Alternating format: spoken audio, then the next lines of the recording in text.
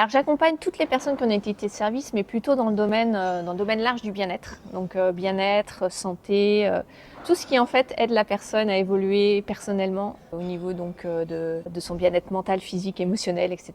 J'aime bien en fait accompagner des gens qui ont une vision, une envie d'impacter, de changer des choses dans leur monde, ensuite leurs clients. C'est activité de service au sens large, des coachs, des thérapeutes, des professionnels dans le domaine du bien-être. Tous ceux qui sont dans la relation d'aide ou qui ont une possibilité d'accompagner les autres, ou aussi qui ont des produits, mais qui sont liés à un mieux-être d'une personne. C'est quoi ton approche et qu'est-ce qui te différencie? C'est une approche par les valeurs. En gros, on va toujours commencer par s'intéresser à la personne, à ce qu'elle veut incarner, à ce qu'elle veut diffuser dans le monde, à son message, à sa marque en fait. Qu'est-ce qu'elle veut transmettre comme message. Ça demande de faire d'abord une introspection, donc de creuser un peu tout ça, quelle est ma vision, quel est mon pourquoi, quelle est ma mission, qu'est-ce que j'ai envie de promettre ou voilà, quelles sont mes croyances, tout ça, tout ce que j'ai envie d'incarner en fait.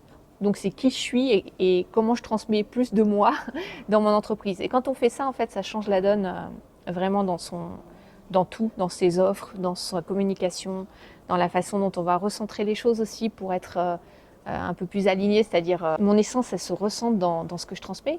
Et comme on est dans l'accompagnement humain, dans une activité de service, ben c'est super important. Et ça va faire un élément de différenciation super important, bien plus singulier et important que tout ce qu'on peut imaginer quand on fait des choses sur l'extérieur. Oui, on peut se différencier par son offre, qui va avoir des éléments uniques dedans. Oui, on peut se différencier par la façon dont on va interagir avec nos clients, ou ce qu'on va leur livrer, ou les formats. Mais quand ça vient de soi et qu'on met de toutes ces parts de soi et ces facettes dedans, bah, ça change tout dans la puissance et dans ce qu'on va diffuser.